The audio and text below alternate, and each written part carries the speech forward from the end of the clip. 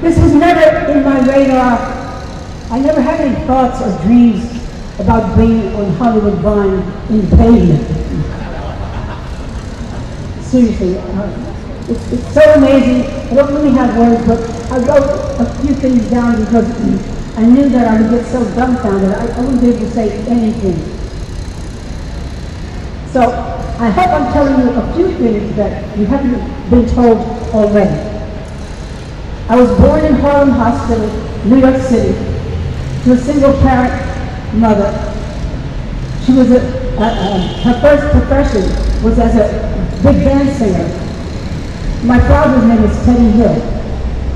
He was a well-known big band leader. And he also managed Mitten's Playhouse, one of the most famous jazz nightclubs in Harlem during the bebop and modern jazz era. Musicians like Dizzy Gillespie, Miles Davis, and many, many other jazz greats played at Mitten's Playhouse and in my father Teddy Hill's band. As a matter of fact, Mitten's Playhouse is still open. My mother and daddy never married. Mother and Teddy Hill never married. Mother traveled a lot, and she was away from our home a lot. So you might say, I was a product of an absentee father and mother. Plus, she brought my grandmother, her mother, to New York from Birmingham, Alabama, to try to take care of her, because my grandmother had had strokes. So, mother hired someone to take care of me and grandma. Her name was Lulu Hawkins. We called her Mama Lou. She was orphaned, illiterate, and of course, she was a domestic. We don't know when or where she was born. We don't know anything about her family.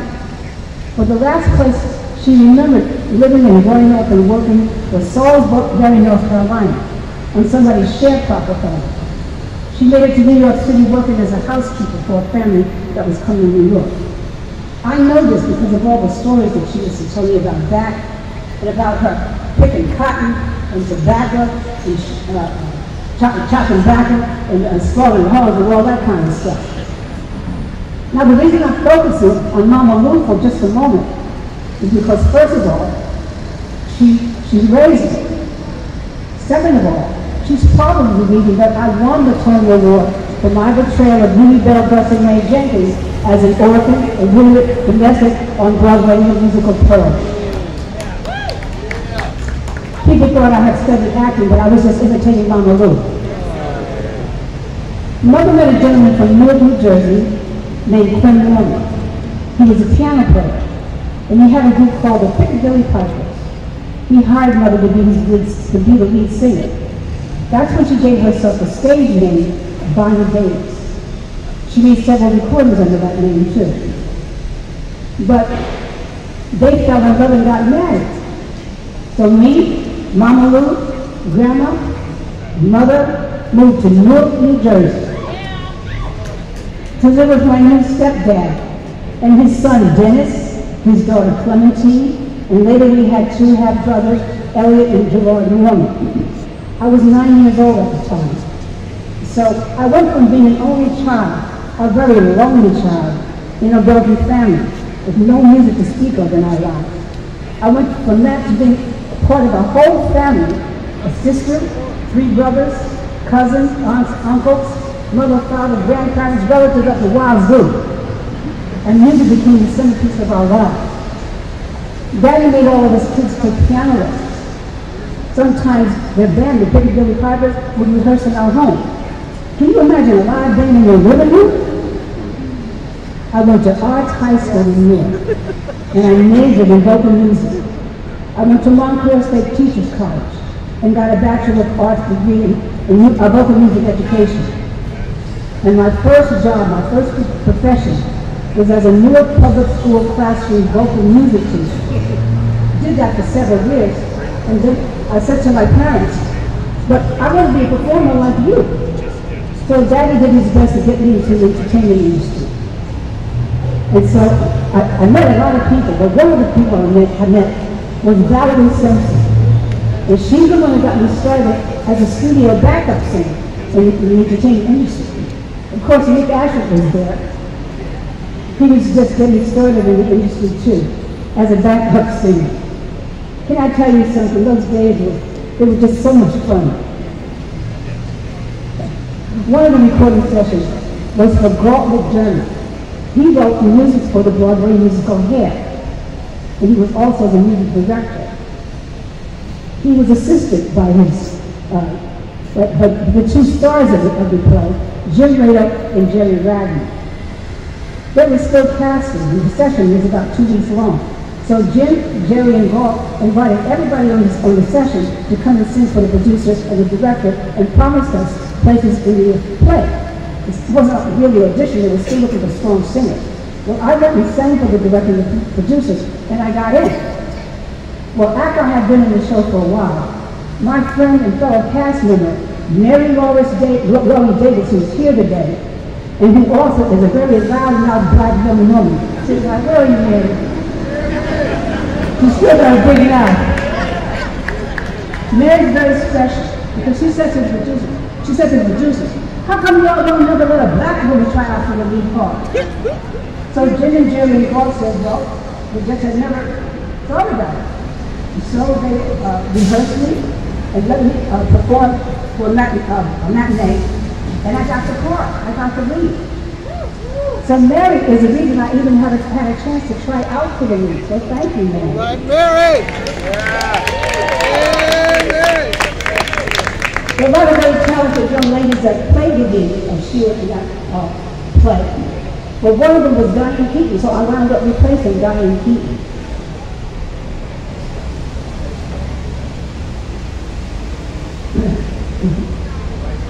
Okay, let me see what was I saying here. Okay, I did that. So I just want to acknowledge my own mind and memory. I'm very, very nervous up here. I never had any thought that I'd be up here doing this. But I would say for Hair, it broke all the rules, it opened up all the doors for us, and I could never have imagined the amazing things that have happened to me because of that experience along my journey. Things that have been mentioned, like the Melba Moore Gets show, my guest appearances on Ed Sullivan, Johnny Carson, Harold Burnett, Rick Wilson, Bing Crosby, Bill Cosby. And I want to thank Jerry Silverhart, who's here, who was part of our management. Where are you, Jerry? Help me say thank you to Jerry, please. We did so many things I'm not able to mention here. I don't have a memory like he does. But I was a guest on soap operas, the Academy Awards, just to name a few. And I want to say thank you to those that were responsible for my very long and successful recording career, including a new project that's out now that Jimmy Dan is telling me this about now, which is headed by my daughter Shirley Hubbins and her uncle Bo. Would you stand up, Shirley, so my people can see how my beautiful boy is? This new project is on her label. It's called Gallery Entertainment. It's called Imagine. And she's just added a new bonus record, which is a remake of the classic R&B hit by my friends Nick Ashley and Dallas. I'm ready because I can't even talk. I'm too excited and nervous. But I got to say this and acknowledge it. And this is the first speech I've ever tried to write. So hopefully I get a lot more words and I won't have a lot of speeches. I can't believe the incredible things that are happening to me right now. I'm so grateful to be still doing the things that I love to do. It still feeds my soul. I'm so excited about it. I'm grateful for my family being my biggest advocates. I'm grateful for Ms. Frida Kane for being such a good friend over the years, Ms. Cheryl and Ralph, Mr. Cat Williams. You are an angel. You know what I'm talking about. Your kindness, your generosity is unmeasured and unmatched. Miss Lunell, baby, you are one of a kind. I love her, and I speak with her very often only because she's just a good person. She just comes in and warns you and lets you know that you're somebody that matters to her and to the world. She lets you know that you matter on this planet.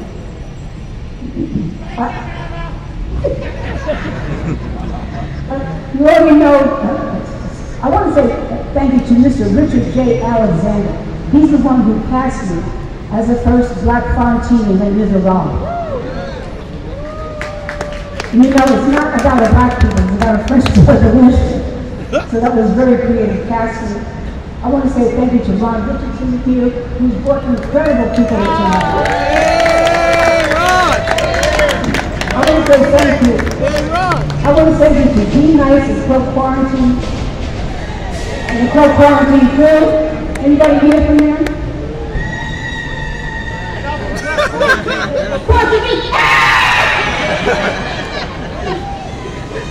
How amazing they have been in keeping me out there and relevant to everything that's continuing to go on. Our society is changing in volatile ways and dynamic ways. And because somebody like D Nice and Club Quarantine are there, we're part of the mix in a positive, beautiful way, continuing to do what we can to make society a better place because of our presence. I'm grateful for the Cousins family, Hush Productions, Orpheus Entertainment, the Gallery Entertainment. I want to say thank you to everybody that's here today to make this possible for me. I know that it took a lot of time. I know that it took a lot of commitment, and I want to thank y'all for acknowledging me. I want to thank you for coming here physically to do this and to support me and congratulate me and share with me a once-in-a-lifetime moment. This will never, ever, ever, ever happen again. Thanking you for making it happen for me. The Chamber of Commerce, thank you. There's so many people that had something to do with making this happen, but I don't know who you are, but I thank you.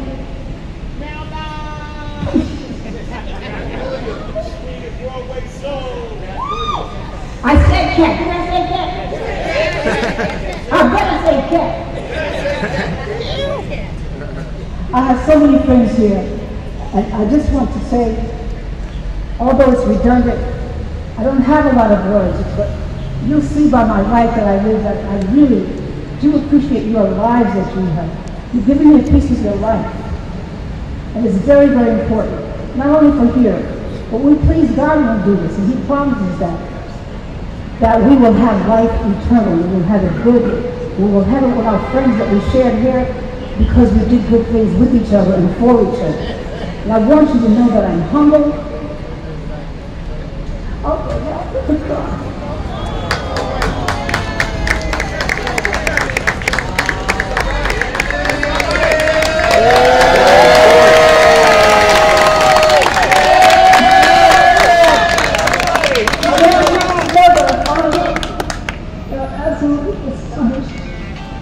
I never, ever, ever thought of anything like this. I never even thought about it.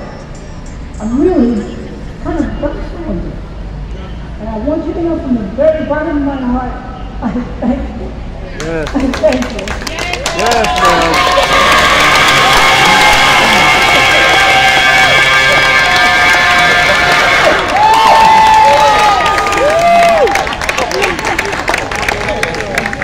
Melba Moore, ladies and gentlemen. And now I think it's time to unveil the star.